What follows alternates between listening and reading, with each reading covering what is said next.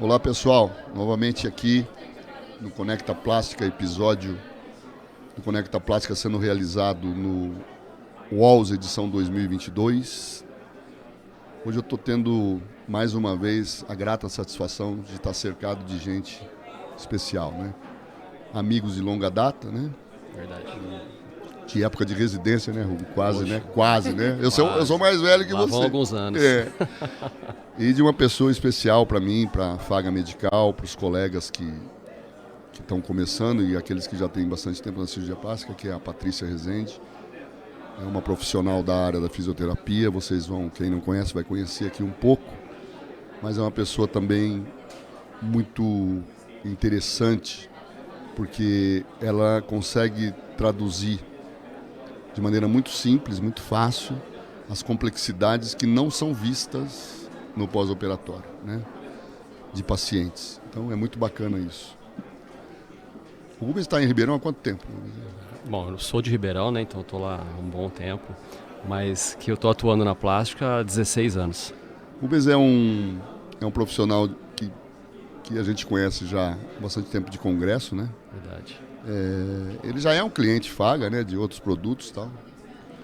Hoje ele adquiriu mais um produto, mais Sim. um dos vários que ele tem. Na verdade a gente vai escalonando, Escalonando, né? Vai evoluindo. Vai né? evoluindo também, a Faga vai Sai evoluindo. de um modelo e vai pulando para outro. Né?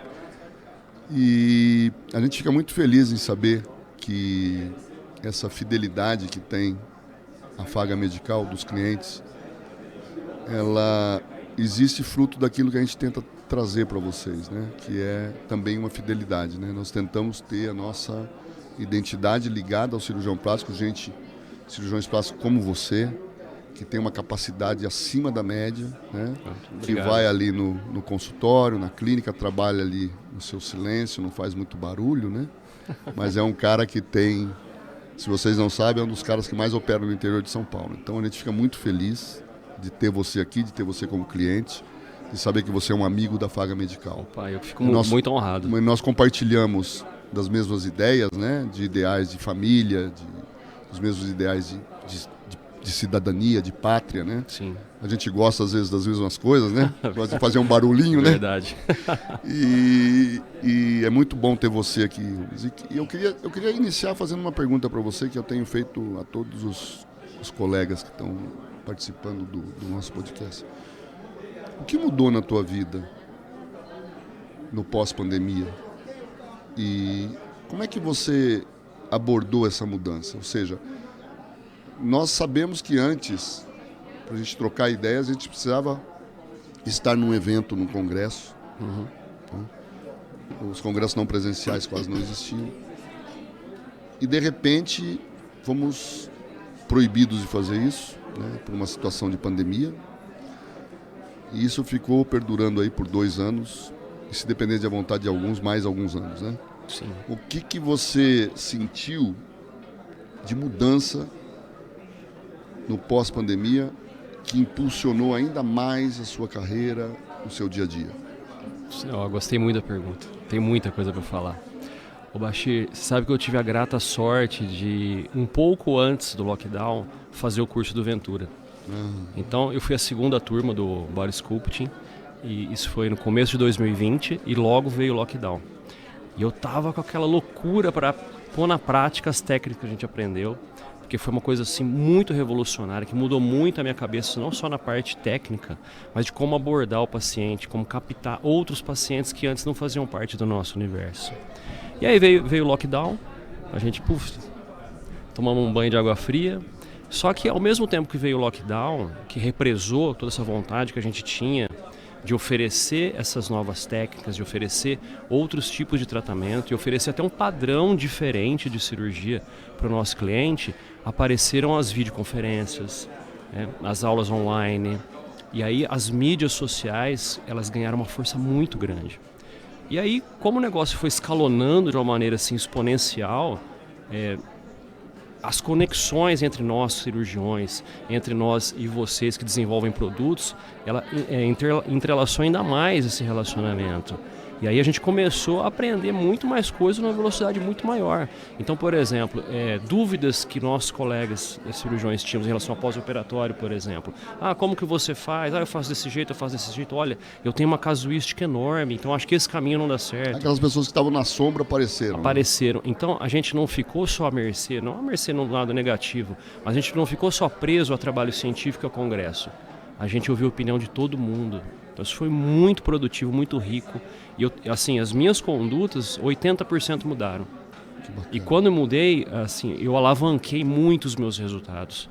E esses resultados que a gente às vezes, né, com as restrições que a gente tem da parte ética, mas mesmo sendo ético, mesmo fazendo tudo certinho, você consegue passar para o seu paciente ou para o público que te segue o que você faz de uma maneira muito eficiente.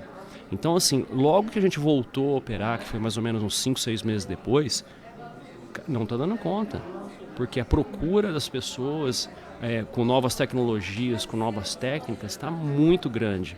Então, assim, a pandemia foi uma tragédia para a humanidade, ela trouxe vários problemas, pessoas se aproveitaram disso, né? Existiram pessoas que quiseram destruir tudo e quanto pior estava, melhor para elas, mas teve uma outra corrente de pessoas que não... A corrente do bem, A corrente do bem que se dedicou... Do verdadeiro bem, né? Sim, que se dedicou a trabalhar, se dedicou a estudar, se dedicou a conhecer realmente o que a pandemia poderia oferecer ou não, né? Então eu acho que a gente tem bastante fruto desse período pós-pandemia. Eu, na verdade, assim, mudei radicalmente a minha forma de pensar. Isso tanto em parte técnica, em parte de emprego de tecnologia, de como você abordar o paciente, como você tratar o paciente com mais humanidade. E acho que a grande lição no final que a gente tem de tudo isso é focar sempre no humano, né? Sempre na parte da emoção e não aquela parte mecânica, só de entregar resultado de cirurgia, focado em corte, não. Como que a pessoa está? Eu vou trazer melhora para a vida dessa pessoa? Exato. Eu acho que foi muito positivo nesse sentido. E você percebeu que você teve uma... Isso acho que acontece muito com muitos cirurgiões no pós-pandemia. Você teve assim uma vertente de trabalho que te obrigou mais a se deslocar até ela ou não? Aconteceu Sim. Assim por exemplo, eu fazia muito cirurgia de nariz antes, agora não. Agora estou fazendo só mais mama, etc. Aconteceu isso com você? Foi na mosca agora. Fazia tudo, né? Fazia face, nariz, orelha de abano, pálpebra, tudo. Só que por conta até dos cursos que eu fiz, das partes que eu mais gostava, agora direcionou quase que 100% para contorno corporal. Então hoje 99% das minhas cirurgias é mama e abdômen, lipo e tal. E aí você hoje está se dedicando basicamente a isso? Basicamente, quase que exclusivo a contorno corporal. E em Ribeirão Preto, com a cidade que é de Ribeirão Preto, com a região, com o entorno de Ribeirão Preto, a demanda ainda continua muito alta. Muito dizer, a quantidade alta. de cirurgião plástico que tem lá... Bashir, eu vou te falar que de julho de 2020 para cá não parou. Olha que coisa boa, né? Não parou. Que coisa boa. Você sabe como era antes, né? Aquela sazonalidade da cirurgia plástica, né? Então, junho, julho, dezembro, janeiro, explodia. A gente se preparava. E a gente ficava quietão, né? Nesses intervalos. Acabou. É uma constante agora. E você tem ainda frequentado todos os eventos possíveis presencialmente?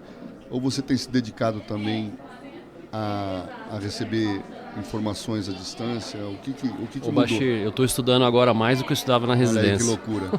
Tá todo mundo falando a mesma coisa. Olha, impressionante, porque hoje a oferta de cursos, tanto presenciais quanto online, é muito grande. E assim, hoje o médico, na verdade, acredito que todo profissional, ele não pode ficar só focado na sua área. Ele realmente tem que sair da caixinha, ele tem que entender de mídia, ele tem que entender de marketing, ele tem que entender um pouco de tudo para poder estar oferecendo o melhor para o cliente dele. De administração, de tudo. Administração, né? Tudo. Em cima disso, Patrícia, em cima desse conceito que o Rubens colocou agora, eu acho interessante a presença tua nesses eventos, né? Eu tenho observado que a gente tem viajado aí vários locais do Brasil, vários cursos, a gente está sempre ali, sempre encontra a Patrícia e a equipe dela, né? Talvez vocês não saibam, mas a Patrícia, eu acho que provavelmente não sabem mesmo, mas eu conheci a Patrícia num curso do Gustavo Aquino, que foi na primeira edição do curso do Gustavo Aquino, e a gente foi convidado para falar no curso, ele estava iniciando, inclusive pediu lá para a gente colaborar com o curso e estimular o curso.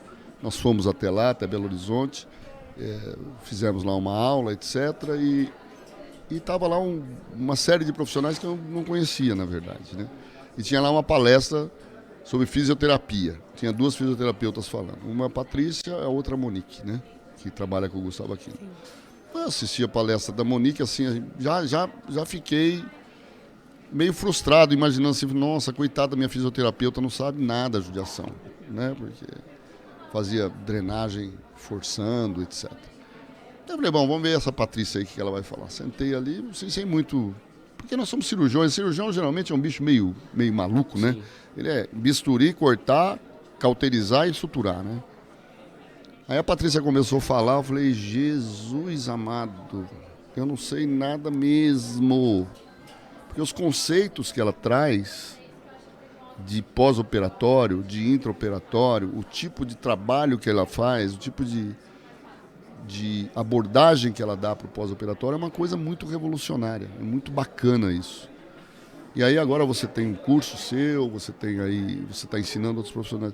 Eu queria que você contasse um pouco dessa trajetória sua, Patrícia, para as pessoas te conhecerem, para aquele público que a gente fala aqui. Aqui o Conecta Plástica ele é aberto para todos. Então muita gente, muita fisioterapeuta, muito profissional da sua área vai ouvir você falar e vai se interessar por isso. E para nós, cirurgiões plásticos, para a Faga Medical, para a comunidade de cirurgia plástica e para o paciente de maneira geral, é muito importante ter profissionais como você. Traduz para a gente um pouquinho isso.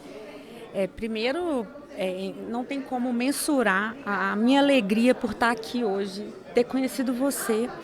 E algumas palavras foram faladas aqui, como amizade, como relacionamento, como ser disruptivo, como presenças em evento.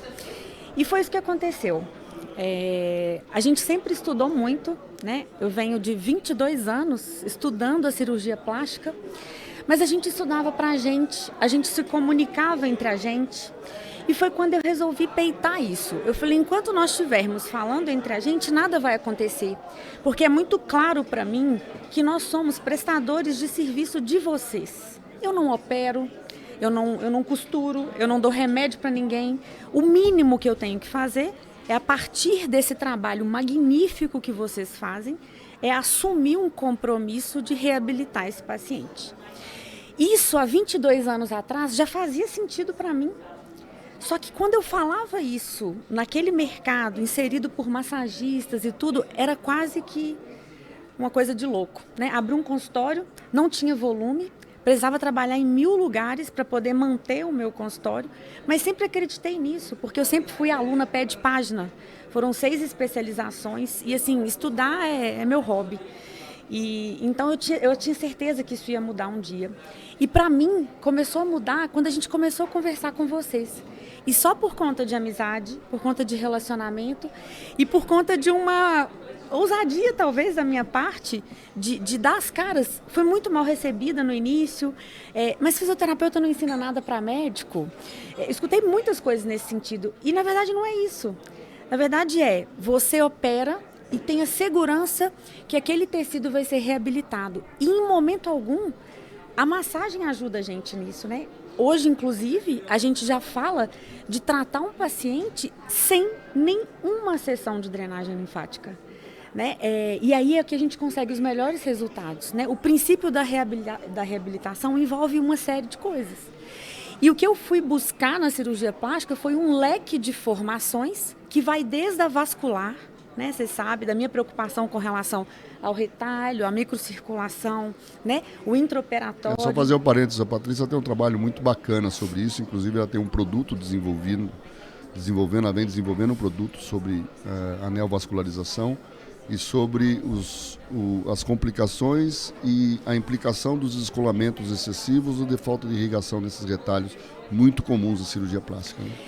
E apesar de disruptivo, apesar de fazer algo muito diferente, na hora que a gente traduz isso para a fisiologia que não mudou, é tudo muito óbvio, né?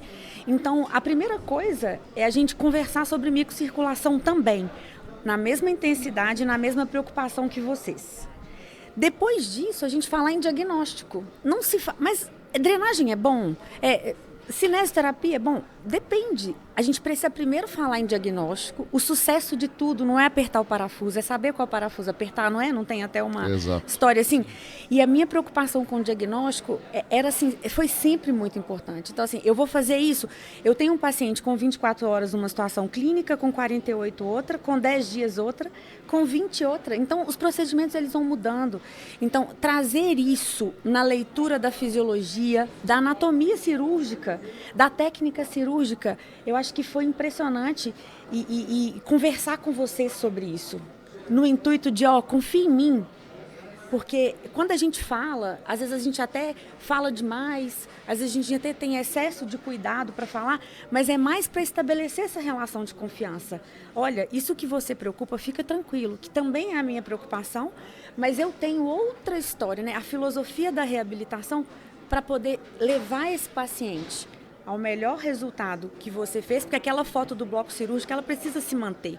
E o que a gente vê é que por falta de cuidados pós-operatórios coerentes, isso não se mantém, né? Na rinoplastia, na lipoaspiração, em qualquer tipo de cirurgia. Cirurgia de mama, Cirurgia de mama. Dentro disso, Patrícia, deixa eu fazer uma pergunta, que eu acho que é a pergunta que todos nós cirurgiões plásticos têm vontade de fazer, eu tenho que fazer essa pergunta, vou tentar traduzir essa pergunta dos cirurgiões.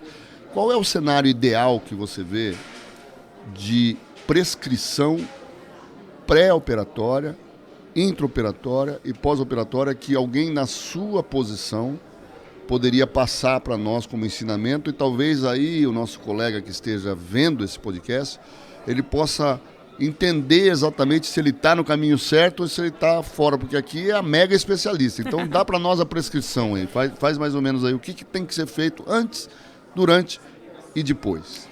Do ponto de vista bem específico da fisioterapia, sem abrir muito Vamos falar de cirurgia do contorno corporal? Sim. Pode ser? Pode ser, Rubens? Pode. Sem abrir muito leque, porque a coisa é bem ampla hoje, né? A gente nunca fala só de cirurgia, nunca só de fisioterapia, a gente nunca só de nutrição.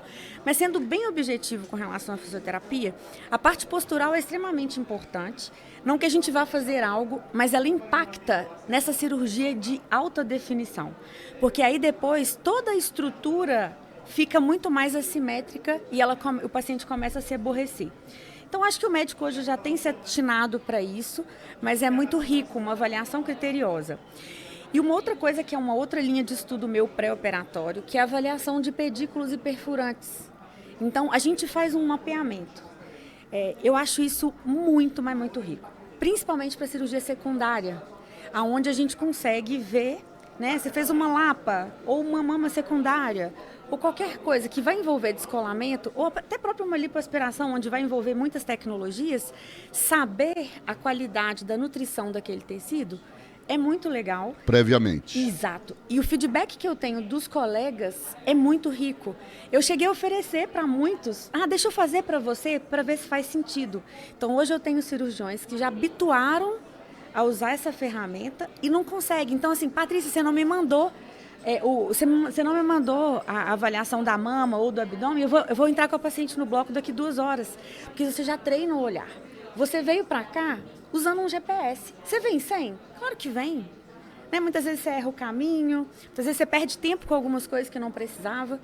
E o próprio planejamento do horário que você vai sair de casa. Então, essa história tem trazido algo bem produtivo. E você já entrega isso para o cirurgião? Sim, como um exame de ultrassom. Eu tenho colegas, inclusive... Ele faz parte do prontuário de pré-operatório? Faz parte. Então, eu tenho colegas que, inclusive, planejam a cirurgia com base nesse exame. Por exemplo, a gente estava estudando com o André, lá do ITC em BH. Na mama existem 12 variações anatômicas de pedículos. Então, às vezes você faz uma mastro fazendo pedículo superomedial e você não entende por que seu cap está branco. Você fala, eu não descolei superomedial, mas às vezes anatomicamente ela não tinha aquele ramo. E aí você começa a ter problema arterial. Então, a gente fala de uma programação pré-operatória. Louco, hein, meu? Você tá dando um mapa do campo minado, né? Você consegue fazer isso no pré. Você pode contar, né, com a cirurgia primária, mas a gente tem visto muito umas áreas de sofrimento sem explicação e a gente consegue trazer, inclusive no pós-operatório, checar. Eu não sei se houve lesão, mas se não houve descolamento, não teve lesão. Então, provavelmente não tinha, né?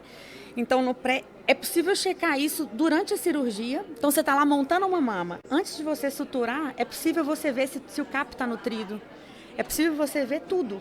Abdômen, eu inclusive publiquei um trabalho no final do ano passado na PS sobre avaliação preditiva. Avaliação preditiva é quando você terminou a cirurgia e você consegue... Qualquer disfunção, principalmente arterial, ela começa primeiro com uma alteração metabólica, antes de aparecer o sinal clínico. Então, a gente consegue fazer uma análise preditiva de tudo, né? Isso tem muita coisa já publicada e tal, dentro da cirurgia. E o ideal é que isso seja feito nas primeiras 24 horas, porque a gente sabe que o timing dessas lesões, quanto mais precoce, melhor o prognóstico. Então, o intraoperatório, inclusive para o tão polêmico taping, né? Que é todo cirurgião me pergunta sobre tape. Patrícia, você é contra ou a favor? Vamos voltar lá no diagnóstico. Como que está o meu retalho? Porque eu não consigo ver nada quando acaba a cirurgia. Como que eu fecho esse tecido? Isso me dá frio na barriga. Porque eu penso assim, poxa, eu vou começar a tratar e se eu tiver uma alteração importante, ou eu não vou ver, ou eu vou subestimar o que eu vou ver. E às vezes você está priorizando uma coisa que não é prioridade no momento, né? Então, primeiro essa avaliação bem precoce e que a gente chama ela de análise preditiva. E é possível fazer em todo o corpo. E a partir daí começar a traçar um tratamento. Deixa eu te fazer uma pergunta, só um minutinho. Então nós estamos no pré-operatório, tem uma avaliação geral postural, botar a paciente na posição correta, você vai começar agora a se posicionar, deixar a paciente para que o cirurgião consiga desenhar corretamente num corpo já posturado. Ou então, Bachir, simplesmente mostrar para a paciente que ela tem uma alteração tão importante e que depois que a gordura sair, vai vir uma cintura mais fina que a outra. E aí já ajudando o cirurgião nessa assimetria. Olha que interessante isso. A sua mama nunca vai ser simétrica. Percebeu, mas a maioria dos pacientes nem sabe que tem uma assimetria. Olha que louco isso, hein, Rubens? Olha que... Eu vejo colegas, às vezes, reoperando a mama e às vezes uma simetria importante. E não vai conseguir nunca. Não vai conseguir nunca. Segunda coisa, então. Segunda coisa é um mapeamento... Um GPS. Como é que você chama isso? GPS arterial. Para o paciente, eu explico... E venoso. Para o paciente, eu explico exatamente dessa forma. A gente vai fazer um GPS... Como é que você faz isso? Como é que você entrega para o médico? Bem assim, bem sucinto. Marca no consultório o exame indolor, sem radiação. Olha aí, pessoal, presta atenção. Totalmente seguro. Eu não tenho contato com o paciente. É possível fazer até numa sala escura. Então a gente registra a imagem, depois a gente leva para o software e analisa essas imagens. E eu entrego para o paciente uma pastinha igual ultrassom. Mas ele é o quê? Que máquina que é essa? É uma termografia. Tem uma máquina, tem uma máquina termográfica. Exato. A gente faz isso através do exame. Inclusive tem vários trabalhos publicados comparando a termografia com Doppler.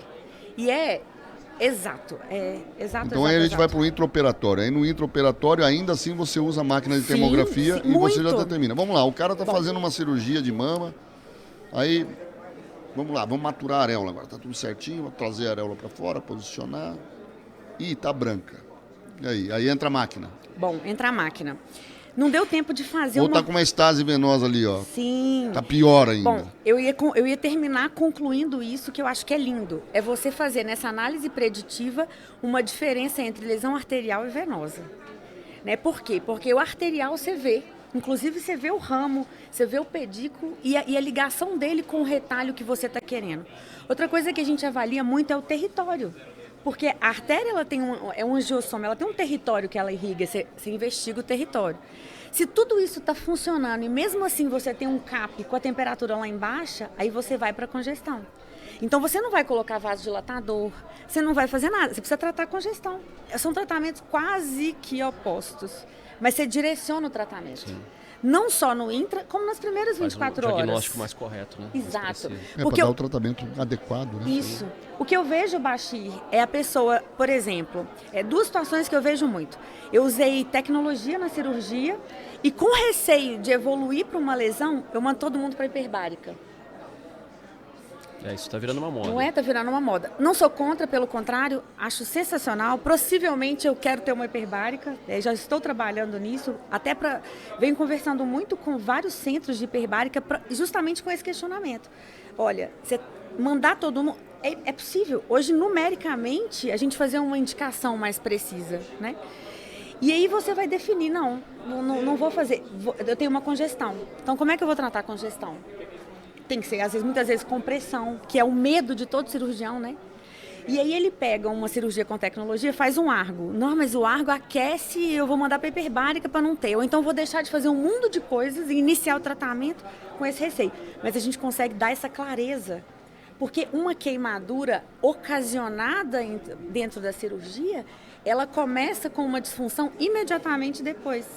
E o sintoma vem 24 horas, 48 horas depois. Então a gente pega isso antes. E é possível já iniciar algo, né? Então, detectando antes, você já instala um tratamento. Sim, claro. Então, você faz intraoperatório. Na mama, a mesma coisa. Checou, a gente estava falando isso, né? Checou, pedículo tá legal, tá tudo funcionando legal, e sua areola tá assim, só com uma estase, aí você desmonta para ver se você não deixou nada dobrado, enfim. Eu falo assim pela minha experiência, que eu já aprendi muito também, né? Com os colegas. É mais ou menos isso, popular, né? É isso mesmo. Não estou errada, não, né? É isso mesmo. E aí, ponto, não é arterial. Aí pronto, aí fecha a mama. Quantas vezes a gente não passou por isso, hein, Rubão? Nossa. Tá ali, ó. Agora, Jesus amado, tira tudo, sorta tudo. Só a gente que sabe o aperto. Só a gente sabe, né? Eu já tenho alguns colegas em BH que fecham tudo e me ligam imediatamente. Ó, acabei de sair da cirurgia agora, tô com uma areola branca, olha isso aí pra mim. Justamente pra gente ver, arterial ou venoso, e como conduzir, né? E aí o pós-operatório, ele é extremamente rico. Hoje o fisioterapeuta tem na prateleira uma série de ferramentas. E eu acho que é bonito que a experiência traz pra gente, é isso. Eu não tenho um protocolo, né? O que eu tenho é uma conduta na fase inflamatória, proliferativa, remodelação e cicatrização. Mas às vezes a gente precisa avaliar individualmente o paciente e usar um leque. Hoje, se a gente for falar de procedimentos fisioterápicos no pós-operatório, a gente tem 20.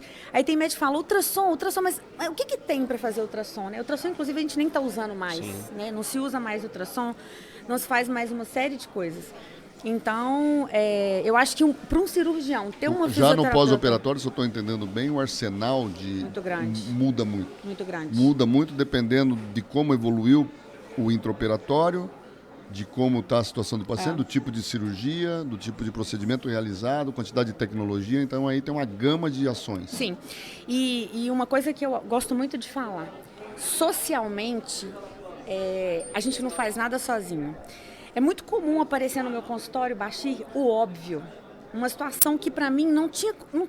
Se eu não conseguir conversar contigo e eu não te conhecer, eu não ponho a mão no paciente. Sabe por quê? Porque muitas vezes você tem uma orientação oposta à minha. A gente não pode botar o paciente num cenário conflituoso. Então, se eu não conheço você, não importa, o paciente fica deitado lá 1 hora, eu peço ele para voltar amanhã, mas se eu não consigo alinhar as minhas ideias contigo, nada vai para frente. E eu vejo muito fisioterapeuta... É um time, né? Eu vejo muito fisioterapeuta, às vezes, pecando por isso. Elas querem competir. Ah, mas seu cirurgião plástico fez isso, está errado. Ou, não, ele não te indicou isso está errado, tem que fazer isso. Isso é ridículo, né? Assim, é uma tristeza, é uma tristeza.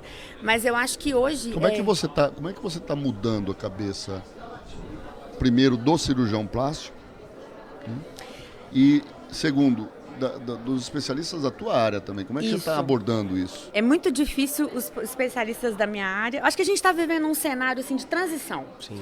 Apesar de muita abertura nos congressos, o próprio Ventura, o próprio Saldanha, eu fiquei muito honrada deles me citarem no telão ali durante a cirurgia, né? E usando como referência o próprio Ventura. A gente tem uma relação muito legal, o Aquino, né?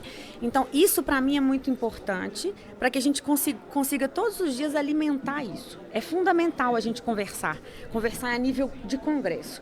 E assim, eu me preocupo muito sempre em escrever, em publicar. Isso também me dá um pouco mais de ferramenta para que você acredite. Autoridade, né? Sim, isso é necessário. Você vai conversar comigo se eu não tiver... Por mais que você me ache simpática, não.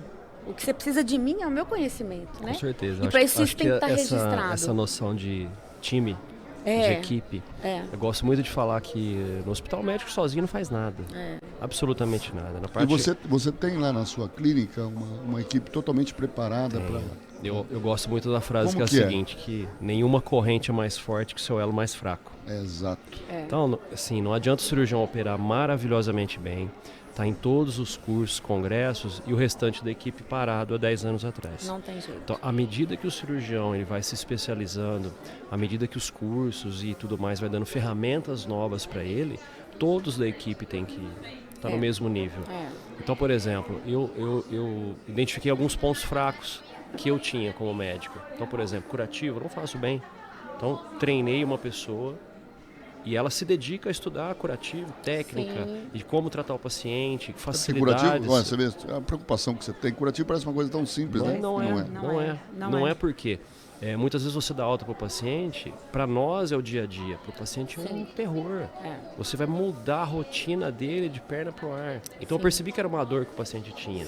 Então fiz uma equipe para ir na casa do paciente fazer o curativo, ensinar os curativos. Na hora que o paciente está tranquilo, se acostumou, se adaptou, aí ele faz sozinho. Mas até então... Você sabe que ele fez lembrar de uma história agora, só relaxando um pouquinho. Da residência. Falou curativo, desculpa. Mas essa eu preciso contar, não dá pra perder. Lógico. Eu tava na residência no R3 de cirurgia plástica, lá com o Dr. Aulos, em São Paulo, no Hospital Alemão Oswaldo Cruz. Terminando a residência, né? Fiz uma cirurgia de mama numa paciente 7 dias antes. O Dr. Aulos tirava ponto, a gente foi orientado a retirar ponto de areola com 5 dias e os pontos totais com 14 dias. Fizemos lá um pitangui, um T, e a paciente voltou. No consultório estava eu na clínica, o Dr. Aulos sempre ficava ou numa sala ou na outra, tinha 2 salas lá. Eu com o R1 e com o R2 numa sala e o Dr. Aulos com mais um R1, R2 e R3 na outra sala. A paciente já tinha tirado os pontos 7 dias da areola, veio no 14º para tirar os pontos e depois voltava com 21, 22 dias mais ou menos para a gente dar uma olhada final. Aí a paciente voltou depois de retirar todos os pontos. No último dia de retorno, antes de ele liberar para o mês de retorno, no último curativo, né, em tese, ele tinha que tirar o micropore e tal, e tudo certo. A gente retirou o micropore dela, ela ficou deitadinha na máquina, tiramos o micropore, tiramos tudo. Chamei o Dr. Aulos para ver. Dr. Aulos, ó, tá aqui, tá terminado. Ele olhou e aquele jeitinho dele, ele era super carinhoso. Eu falei, oi, minha querida, tá tudo bem? Nossa, Dr. Aulos, estou super feliz. Eu só tô com uma dúvida, Dr. Aulos, que eu não perguntei ainda pro Dr. Bashir, mas eu vou perguntar para você. Eu tô com um curativo aqui nas costas, eu não sei que dia eu tiro. Aí o Dr. Aulos falou, vira um pouco bem de lado. Aí eram os eletrodos. Nossa. No vaso operatório. Já visto. Porque a gente passava a faixa na paciente, depois de faixa colocava o sutiã. O Dr. Aulos, assim, muito tranquilamente, falou, não, esse curativo a gente só retira com 30 dias. Então você retira esse curativo, quando completar 30 dias, você pode pedir pro teu marido mesmo tirar. Que show. Nossa. Saiu bem. Mas aí você tem na clínica esse pessoal que agora especializa. Você sentiu que você tinha uma deficiência nisso? Sim, e na verdade uma deficiência minha e uma dor que os pacientes sentiam, né? Sim. Porque lidar com curativo, lidar com uma pessoa limitada em casa é um transtorno para todo mundo. Então quando você tem essa equipe de apoio, poxa, a paciente se sente super acolhida, né? Então eu percebo que isso eleva o nível do time como um todo. Por exemplo, tem a nossa fisioterapeuta também, ela está na sala, ela está vendo tudo o que está acontecendo, ela viu, ó, Rubens, acho que aqui eu não vou pôr o tape, Sara, então, eu vi que você trabalhou mais aqui, que você lipou mais, vou poupar a Sara, então ela está acompanhando. Você já tem abordado dessa maneira, então. Com certeza.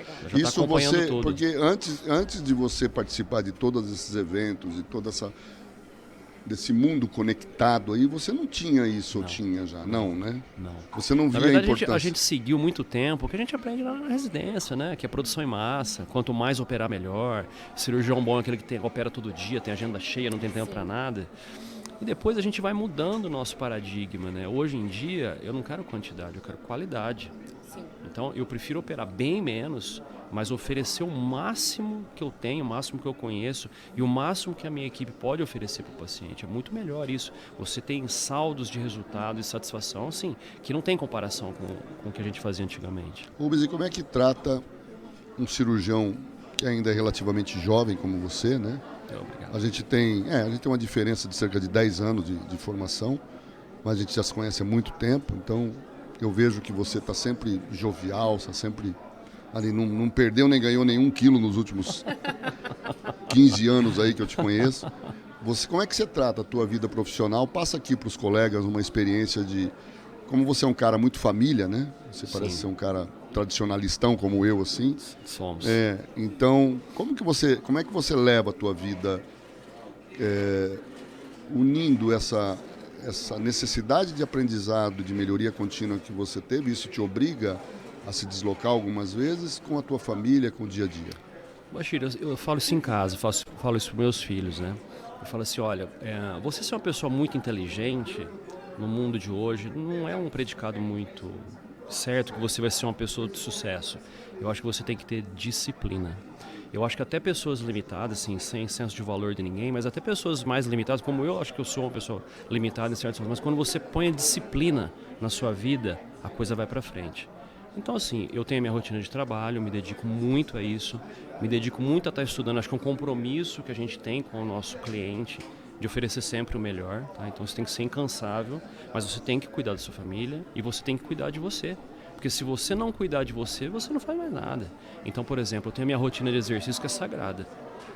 É sagrada. Eu vou correr terça, quinta e domingo, chova, faça sol, seja 6 da manhã ou meia-noite. Tá vendo, barriga? Tá vendo? Não importa. Claro, a gente não sou fanático em nada disso, a gente tem que ter bom senso, né? Mas essa rotina eu não abro mão. E eu percebo que... E a proximidade, as crianças e a galera fica toda mais perto, né? Fica, eu com as crianças eu tô sempre. Então eu faço questão, vamos fazer uma coisa, vamos todo mundo junto. Bem parecido. Eu sou bem assim também. Isso é muito bacana. É bacana. É por isso que existe essa energia boa entre a gente. E uns 20 dias atrás, que era dia da criança, não sei o que tem e tal. Aí perguntaram pro meu mais novo. Não, o que você quer ser quando crescer? Eu quero ser igual meu pai. Poxa vida. Rapaz, não tinha presente melhor que Não ganhar. tem, né? Não tem. Ouvir isso, né? Você ser espelho, né? E assim, eu não esperava. Eu falava, você bombeiro, você super-herói, você mágico. Né? Uma época eu tinha um filho que queria correr na carreta furacão. E o menino do nada, rapaz, de 4 anos, falou assim, não, eu quero ser igual meu pai quando eu crescer. Putz, Esse é o sinal que você está no caminho certo. Exato, né? exato. Então eu isso acho muito assim, bacana. É difícil, muito difícil, muito difícil. A gente vive num mundo de excesso de informação, a gente vive num mundo de inversão de valores, mas eu acho que a gente tem que ser firme no que a gente aprendeu, no que os nossos pais passaram pra gente. Que é a gente disciplina. Tá passando essa chama. Não importa se você é alto, se você é baixo, se você é bonito, se você é feio. Se você acredita numa coisa, tenha disciplina e vá até o fim. Sim. E você sabe de uma coisa, Rubens, assim, falando sobre isso com você e com a Patrícia, essa disciplina que a gente passa no nosso dia a dia, na aplicação da nossa matéria principal, que é o nosso trabalho, né? Ela transforma a sociedade de verdade, Sim, né? certeza. Porque a gente, atuando com disciplina, com razão, com verdade, a gente muda, né? Muda o pensamento, muda a sociedade, muda as pessoas e faz o melhor para o mundo, né? E em cima disso, Patrícia, eu queria saber o que você está oferecendo para os seus pares hoje para discipliná-los a entrar para o caminho certo de conversar com o profissional, discutir com o cirurgião plástico, orientar o cirurgião plástico. Aqui acho que vem, antes de tudo, um senso de humildade muito grande, né? Eu me considero um cara relativamente inteligente. Não muito, mas um pouquinho. Quando eu ouvi a Patrícia falar a primeira vez, eu falei, nu, como diz lá em Minas, né? Nu. Eu não sei nada, entendeu? O que você está fazendo para isso, Patrícia? Que você está contribuindo? Em que você está contribuindo para isso? Dentro disso que a gente está falando, não fugindo do assunto, eu acho que disciplina. E eu acrescento 2 coisas, para mim, que são fundamentais. Primeiro, são princípios, né? Eu não corrompo os meus princípios e os meus princípios não são meus. Eu sigo princípios que funcionam há mais de 2000 anos. Se você não sair fora disso, também é outra coisa que você coloca na mochilinha para as coisas darem certo. E sabe uma coisa que eu analiso muito antes de fazer qualquer coisa, antes de vir para cá, antes de falar com você, antes de abrir uma empresa de produto? Porque, assim, a minha vida não gira em torno da empresa de produto, gira em torno de estudar. Aquilo foi uma consequência. Por quê? Por causa da minha disciplina, por causa dos meus princípios e por causa da minha motivação. Tem um negócio que tem dentro de mim que chama motivação. que é a minha análise para tudo. Poxa, eu quero fazer aquilo, então eu vou avaliar minha motivação. Qual que é a minha motivação? Minha motivação é aquela paciente, aquela manicure que juntou dinheiro para fazer uma cirurgia plástica e que não pode dar nada errado. O que a gente precisa fazer para ela? Então, eu miro nisso e eu não deixo que nada me corrompa. Nada, nenhum dinheiro. Hoje, graças a Deus, a gente já está exportando para 13 países e eu já neguei vendas enormes da pessoa falar para mim assim, não, mas eu quero isso. Mas desse jeito não rola, porque você vai colocar errado, vai funcionar errado e aí perdeu o sentido da minha vida. Porque a gente estuda e está lá escrito, você não pode se corromper no meio do caminho, por nada. Então eu tenho um grande colega cirurgião plástico dos Estados Unidos, ele me ligou, quero comprar 1000 cintas. Falei, mas a cinta não vai resolver seu problema. A dor dele era uma específica. Você precisa fazer a coisa desse jeito. Ah, mas você está querendo ensinar padre e rezar a missa. Eu falei, doutor, eu não posso ensinar o paciente. Porque eu vou botar o paciente discutir contigo. E eu não estou ensinando nada para você. Estou te mostrando uma área que eu estudo muito. E que talvez eu estou só, assim, organizando essas ideias dentro do seu contexto, né?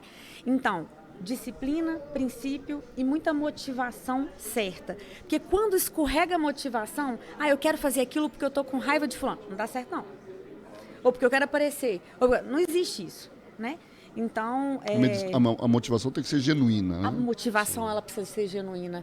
E a minha motivação... Bacana isso, né? A minha motivação para estar aqui, para dar aula, para poder fazer tudo, né? Porque mulher ainda é mais difícil, porque eu preciso cuidar da minha família, dos meus filhos, da minha casa. Então, assim, qual que é a minha motivação? Eu perdi meu voo por causa de quê? Era para eu não ir. Não, aquele cara falou comigo, uma vez eu tive com um cirurgião plástico, que ele falou para mim assim, mas aqui, você não ensina, você não vai fazer nada, você não vai ter sucesso, porque você não tem que ensinar nada para ninguém. Aí eu fico pensando, poxa, qual que é a minha motivação para estar aqui? Eu continuo ou eu paro? Eu vou em frente no que eu estudei e que eu preciso compartilhar com meus colegas, porque se você não entender isso, eu não trabalho. Então o meu esforço, e aí eu continuo. Porque a minha motivação é genuína. Por mais que no primeiro momento, você fala assim, nossa, que essa menina parece que é isso. Não parece nada, porque não é. Sim. Entendeu? Então aí eu vou seguindo. E eu não deixo nada me abalar. Então, às vezes, uma ofensa, porque eu não tenho nenhum outro objetivo a não ser lá na ponta final. Porque a ponta final, todo mundo fica feliz. Porque se eu quiser só vender para você, não dá certo. E sabe quando isso aflorou na minha vida? Eu tenho 2 anos que eu estou desenvolvendo um acessório para rinoplastia. E foi muito moroso o processo. Muito, muito, muito, muito, muito. Então eu peguei todos os colegas de rinoplastia e mostrei. Mas como é que usa isso? Aí eu entendi que o serviço era muito mais importante que o produto. E que o produto colocado de forma errada, ele vai mais te atrapalhar do que te ajudar. Ele vai te trazer uma série de problemas. Então, poxa, a partir daí, vamos estreitar os nossos laços, vamos fazer algo muito além de uma relação comercial. Muito, mas muito além do que isso. Quando a gente, igual você falou, a gente coloca como ponto final a satisfação e o bem-estar do paciente. Eu acho que essa barreira de médico, fisioterapeuta, enfermeiro, se rompe, não existe, né? Não existe, né? Na verdade, todo mundo está em prol do ponto final, né?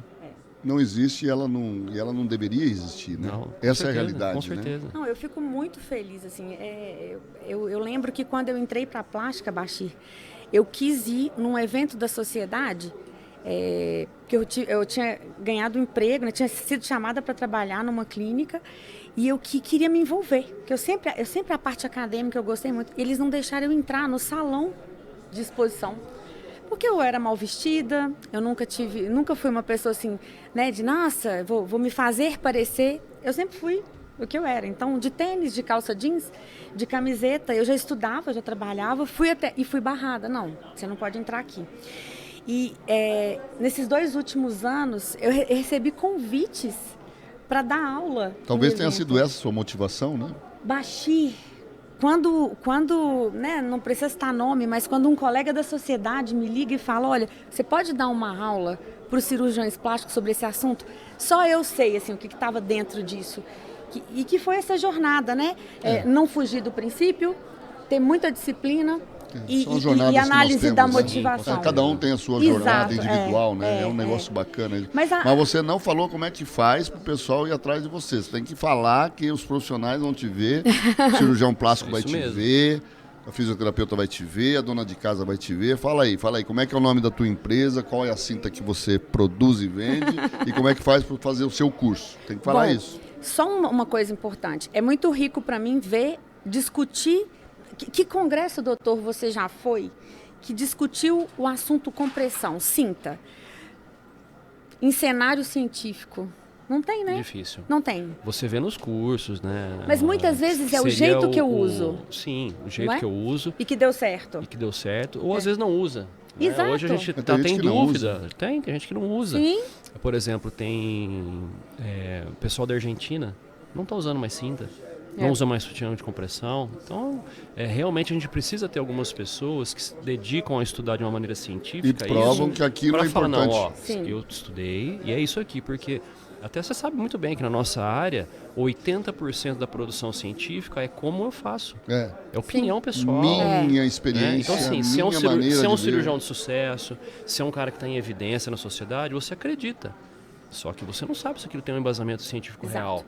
Então, poxa, eu fico até feliz de ter uma pessoa, saber que tem uma pessoa que está estudando isso para me dar uma informação concreta, porque eu me sinto seguro. Não, é isso aqui, eu vou seguir até o fim, né? Perfeito. Isso. Muito bem colocado, Luiz. E dentro desse cenário, a gente traz isso, né? E a R-Slim, na verdade, eu costumo falar que a R-Slim, que é o nome da empresa... Então, o nome da empresa é R-Slim. Isso. Pronto. Ela não quer falar, mas pode fazer um rapazinho, não tem problema não, manda bala. Isso, então hoje a R-Slim é uma empresa de órteses e acessórios para cirurgia plástica e a gente busca essa coerência, né? Essa coerência e trazer isso para uma discussão. Eu falo que hoje um acessório bem colocado, ele é um braço terapêutico a mais para você. Com certeza. Né? Então, assim, muitas vezes, entre colocar algo aleatório e não colocar, é preferível não colocar. Por isso que eu também não... Por isso, nossos irmãos argentinos não se põem nadie. Não. Eu fiz um trabalho, Bachir, assim, sem estender muito, com cintas convencionais usadas sem acessório complementar. Olha que curioso. Se você estiver sentado nessa posição, com uma cinta dobrando na linha média, a temperatura infraumbilical cai de 3 a 4 graus com 1 hora de uso. Uau. Então, entre colocar esse tipo de acessório e não colocar nada, voto 1000 vezes para não colocar nada. Então, as experiências têm a ver com isso. E o que eu tenho tentado trazer, em primeiro lugar, como profissional, porque eu acho que a minha motivação foi sempre entregar para esse paciente o melhor. E aí nasceu a R-Slim, não sei quanto tempo ela vai viver, mas o meu discurso não vai mudar, que vai colocar alguma coisa que aquilo tenha coerência com a anatomia e a fisiologia. Então a R-Slim tem essa preocupação, a gente trabalha de forma muito séria. Eu não estou interessada em vender produto para ti, eu estou interessada em que você construa comigo esse conhecimento. É mais trabalhoso, Bachir? Eu já poderia estar num lugar muito acima, mas talvez desconfortável. Saindo fora da minha motivação, saindo fora dos meus princípios. Então a gente está indo um pouco mais devagar, mas sem perder isso. Às vezes até eu sinto que eu quero falar, mas o cirurgião não tem muito tempo, eu fico sofrida com isso, sabe? A gente inclusive está reestruturando para criar uma plataforma online, para poder fazer uma entrega melhor com relação a esse conteúdo. Então hoje a gente tem a R-Slim e num endereço completamente diferente, numa situação completamente diferente, não são empresas comuns. Eu tenho a clínica que eu amo de paixão, ali minha vida faz sentido, porque ali eu consigo botar em prática tudo isso do meu jeito. E assim, só eu sei, assim, tem dia que eu saio de lá, eu falo, Deus, obrigado por me usar como ferramenta para a gente encontrar a solução para essas pessoas. Né? Então, assim, é muito envolvimento, é muita conexão. E a gente tem a clínica hoje 90% da clínica é voltada para complicação, para que a gente dê esse suporte. Hoje eu tenho incentivado muitos colegas a terem mesmo um fisioterapeuta, para poder, né, ter aquela linha de trabalho. Sim. E lá em BH eu dou esse suporte. Alguma coisa está dando errada? Então traz para cá que a gente resolve. E você se comunica com os seus pares para oferecer o curso, alguma coisa assim? Muito pouco. A gente hoje, graças a Deus, Bachir, a gente tem trabalhado com uma demanda, né? Então eles nos procuram, né? Mas a gente tem a Next, que organiza o nosso curso de fisioterapia, Next Level. A gente tem uma imersão. Do Aquino, né? Isso, a gente tem uma imersão em fisioterapia. Então olha aí, fisioterapeuta, procure aí. Aqui embaixo, ó, Next Level, né? Curso de fisioterapia, como é que fala? Next imersão Level... avançada em fisioterapia. Então vamos lá, ó. Next Level, imersão avançada em fisioterapia, beleza? Exato. Vamos colocar isso aqui porque isso é muito importante. A gente tem um curso também de termografia, um hands-on. Esse é minha paixão, né? A gente faz um hands-on em BH de 3 dias de termografia, específico para cirurgia plástica. Então, esse é procura. Aí o profissional pode mandar lá uma pessoa. Sim, que legal isso, hein? Sim. E a gente vai estudar só cirurgia plástica, inclusive com avaliação. Então, o paciente está no consultório e a gente faz igual aqui. Mas o cara tem que comprar a câmera dele, né? É legal. Que custa a bagatela de R$250 mil. Na verdade... Não, hoje tem dispositivo que você conecta no celular e transforma o celular. Mas ela é boa? Ela pode? Excelente. Bom, pelo menos assim. Isso. Experiência que eu tenho. Eu acho que no cenário que eu tô, é um pouquinho mais complicado, porque a imagem, ela não é tão rica quanto o que eu falei com vocês aqui que eu vou oferecer. Então, eu preciso de um sensor um pouco melhor, né? E até por causa da pesquisa científica, parece que tem uma norma que obriga um rigor maior com relação à característica da câmera.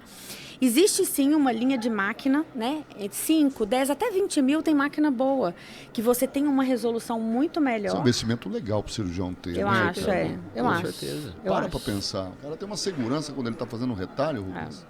Termina ali, alguém vem, faz o estudo na hora e falou, acho que vamos soltar essa... Bachir, eu vou te falar que eu acho que hoje tudo que você agrega na cirurgia plástica é investimento. Fazer a faga, fazer câmera de... Não é? Eu acho. Vamos fazer umas câmeras termográficas. Quando eu entrei na termografia, sei lá, 6, 8 anos atrás, não tinha nada de cirurgia plástica, nada. Eu fui para a USP, achei que eu ia ter uma aula de cirurgia, não tive nada disso. Mas eu falei, isso faz sentido para a cirurgia plástica, nós precisamos encontrar um sentido. Foi muito trabalhoso, mas a gente encontrou. Eu fico feliz hoje de ter essa participação, essa contribuição a mais, né, para a cirurgia plástica. Mas é isso. O fato de estar em congresso, Bachir, só concluindo a sua pergunta, e essa abertura que grandes nomes estão me dando, você é uma delas, o Saldanha, o Ventura, o Aquino, o pessoal da sociedade, tem uma série de pessoas alinhadas com o discurso e a conversa gira. Mas é importante ter, né? Eu acho que a humildade que a gente tem em reconhecer o valor das pessoas, isso não posso dizer que é inato, mas que eu acho que todos deveriam ter isso, né? É reconhecer o valor de cada um e aquilo que essa pessoa pode trazer de benefício para a nossa comunidade como um todo, né? Porque a cirurgia plástica brasileira, ela, durante muito tempo, Rubens, eu não sei se você concorda com isso, mas aqui a gente já está caminhando para o final, eu diria que ela teve muito tempo emparedada em ideias fixas e conceitos estabelecidos há muito.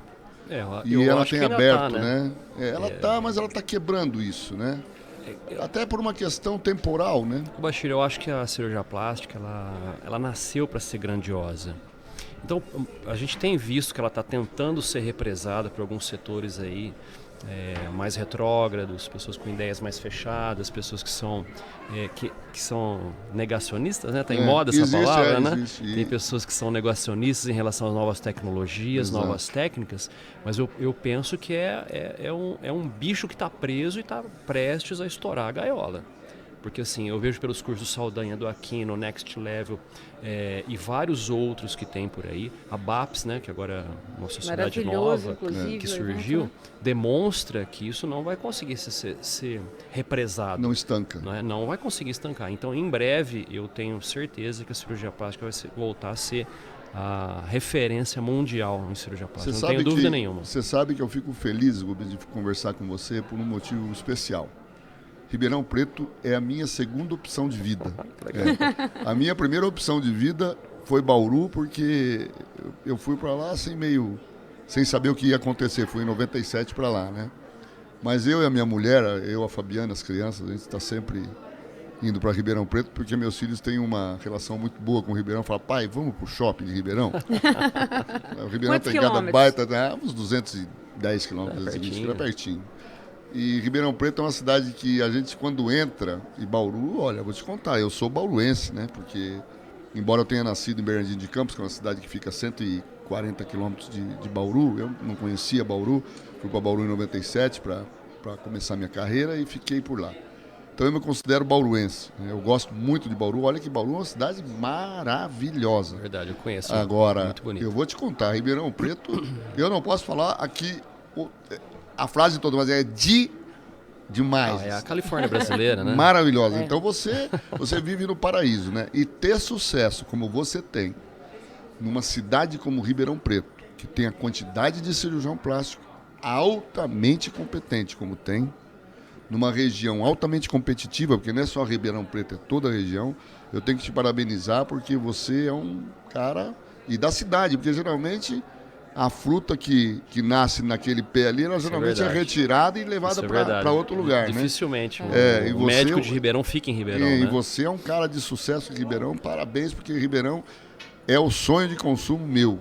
Eu tenho certeza o sonho de consumo do pessoal de casa lá, mas vamos ficar em Bauru quietinho, né? Bom, acho que a fórmula é simples, né? Acho que você, tanto eu quanto você tem muito mais sucesso que eu, tanto na medicina quanto na Faga, uma empresa incrível. Que concorre com o mundo todo e sobressai de uma maneira assim absurda, né? A fórmula é simples, é disciplina, trabalho duro, fé em Deus. O homem lá em cima. O homem lá em não cima. Falta, né, Patrícia? Não. Gente, olha, vou ter que encerrar, porque senão já tá muito, né? Já estão me chamando ali. Eu ficaria aqui mais 2 dias conversar com a Patrícia, que a Patrícia vai falando as coisas pra gente, vai escutando um bocadinho e não para de falar, a gente não para de querer ouvir, entendeu? Tem que finalizar. Tem que finalizar mais esse episódio, mais esse podcast, Conecta Plástica. Eu só tenho que falar assim, eu vou deixar para vocês encerrarem. Eu vou deixar para o meu amigo querido Rubens encerrar. Vou falar para você, Patrícia, dê uma palavra de carinho para os nossos espectadores. Você é uma pessoa especial, uma mãe maravilhosa, uma esposa, um marido gente fina demais, piloto de helicóptero, hein? Um cara gente fina demais, o seu marido também, a sua empresa, sempre que eu precisei me atendeu imediatamente. Você é uma pessoa de sucesso, porque você tem aquilo que o ser humano tem que ter, princípios e fé. Sim. Então você nunca vai deixar de subir e nunca vai deixar de crescer. Se depender de mim, teu amigo Bashir, você pode ter certeza que você vai para o mundo. Outro dia você foi para Dubai, já indicada por um certo Bashir, né? Já conheceu alguns clientes lá, então que seja muito feliz. Dá um tchau para a galera aí, por favor. Que está acima de tudo, né? Somos nós seres humanos e essa relação humana para mim é o que me fascina. Então, primeiro, obrigado por estar aqui. Bashir, não tem nem o que falar. Eu acho que gratidão é pouco. Rubens, parabéns pelo seu trabalho. Muito obrigado para você também. Poxa, eu acho que eu ficaria aqui também estendendo esses agradecimentos, porque em nome meu pessoal, mas muito mais, em nome da fisioterapia. Eu acho que hoje também uma das minhas motivações é pegar a minha profissão e levar ela para um outro cenário, né? Então, a gente só consegue fazer isso porque tem pessoas como vocês nos apoiando e dando essa abertura. Então, obrigada, parabéns. Obrigadão. Parabéns. Obrigadão. Pelo ser humano que você é. Obrigado, imagina. Principalmente. Somos juntos sempre. Principalmente. Sempre juntos. Vai lá, Rubens, é seu, hein? Você tem a obrigação de fechar o programa, hein? Não, eu só tenho a agradecer realmente a você, Bashir, a você, Patrícia, pela companhia, pelo papo maravilhoso. E assim, eu acho que vocês dois são pessoas inspiradoras, tanto o Bashir quanto a Patrícia. Vocês têm conceitos muito parecidos. Vocês pegam a dor de vocês, transformam em ciência e passam pra gente. Então, assim, poxa, eu como cirurgião só tenho a agradecer a vocês existirem e estar passando isso pra gente dessa maneira. O Bashir como cirurgião, eu podia fazer os aparelhos só pra ele.